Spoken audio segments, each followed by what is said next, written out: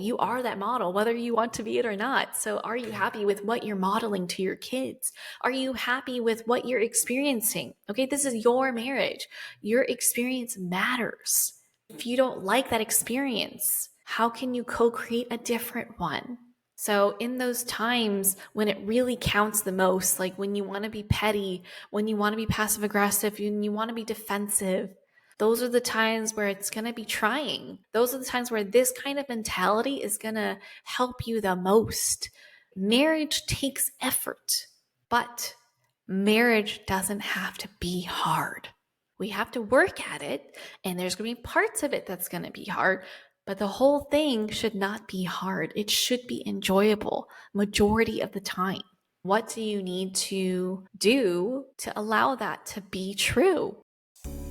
Welcome to the Marriage and Motherhood Podcast. I'm your host, Michelle Perda. As a marriage coach who's married with 3 kids, I know how much parenthood could change a marriage. If flirting, laughing, and having fun together feels like a thing of the past, then I'm here to teach you that marriage doesn't have to feel so hard with your parents, and your marriage can thrive even when you're in the season of raising kids. Whether you're in a good place in your marriage and you just want to continue growing together, or you're wondering if you even like your spouse anymore, this podcast has something for you. Join me here each week as we dive into what it takes to help your marriage grow, and maybe even do a 180. You'll learn ways to handle conflict better, bring that spark back into your relationship, as well as learn how to improve other areas of your life from my lovely guest experts. Are you ready for the next stage of your life and marriage? Let's dive in. Hello. Welcome back to another episode of the Marriage and Motherhood Podcast. This is going to be a really short and sweet one, but no less impactful. So I want to share with you a key approach that I use in my marriage that has led to a lot of growth on my part and positive change in my marriage. And one that I find that a lot of people could benefit from adopting, because we can just get stuck in this cycle of being in a marriage that you don't currently enjoy and not knowing how to get out of it. Okay. And so what brought this on is that it's fall, right? So I currently live in Georgia and I moved from California, and fall is so pretty here. There are so many different colors on the trees. Back in California, we don't have these kinds of trees, and things are either green or they're brown, right? There is like no in between, or if there is, it's like very brief. Whereas here, it's like every morning when I go walking at my favorite trail, I've seen reds and yellows and greens and browns, and leaves are covering the ground. And it is so beautiful. And, I was walking at this one part of the trail. I guess like there was just this consistent wind passing through the trees, and it was like raining leaves. And it made me stop and think about how fall is all about releasing what is no longer needed to make room for growth. Just like how you prune plants, if you're like a plant mom, then I am like an aspirational plant mom.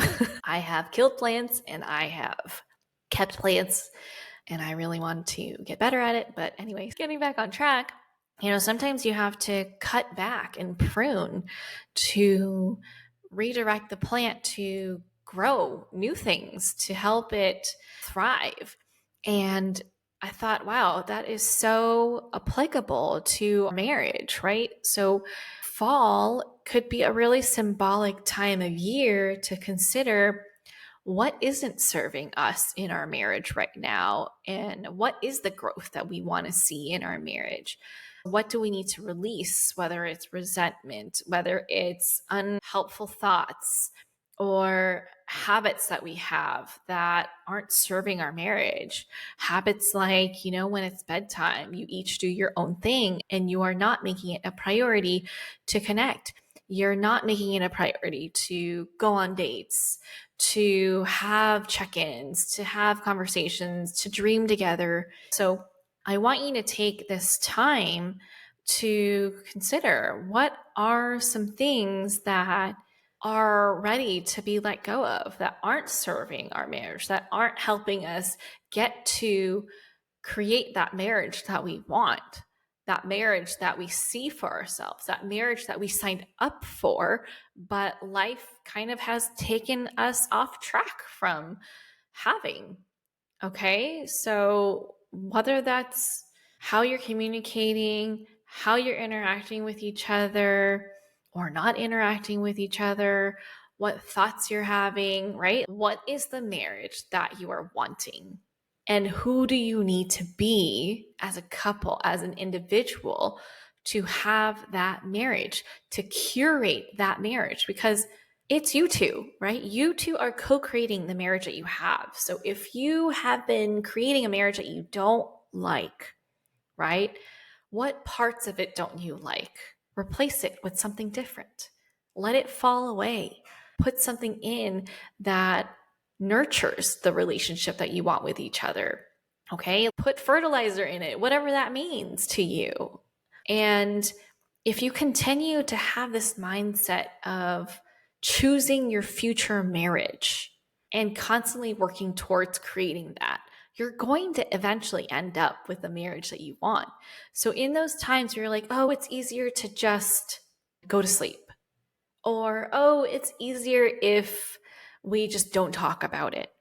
I want you to ask yourself, how will this affect your future marriage? And is it in alignment with the kind of marriage that you want? Is this the kind of thing that you would do if you had the marriage that you want? If the answer is no, then go back to the drawing board and consider, okay, that's what I want to do, but what is it that would serve me better? What would help me have the marriage that I want? Because what we want to do is deeply impacted and shaped by what we've experienced before. Whether it's our parents' marriages, our loved ones' marriages, the circle of our friends, how they do things, and our past relationships. And so that's all subjective. And we can have that change over time. So the more used to it we get, the more it becomes our norm. So what do you want to become your norm? Do you want it to be a norm where every time each of you gets home, you greet each other warmly and excitedly, like you are like a puppy, so excited? Or maybe you want to be the couple that has regular dates. Maybe you want to be the couple that is so flirty, you make people want to gag. Maybe you want to be that couple that holds hands everywhere you go. What kind of couple do you want to be? Start acting as if you are that couple. And that's how you shape those habits. And those habits are going to become your norm. And that norm is going to become your reality. Okay? Think about, what are you ready to release from your marriage that isn't working for you, so that you can welcome the things that are going to help your marriage thrive. What's going to help nurture your marriage to become the kind of marriage that you have been wanting this whole time, the kind of marriage that you and your husband have been dreaming of, the kind of marriage that you are happy to model to your kids, to show them, hey, you don't have to choose between being a good parent and having a good marriage. You get to have both of those things. It's not a question of either or, it's an and, right? I get to have a marriage that grows alongside my kids. And you get to be that example. You are that model, whether you want to be it or not. So are you happy with what you're modeling to your kids? Are you happy with what you're experiencing? Okay, this is your marriage. Your experience matters. If you don't like that experience, how can you co-create a different one? Okay?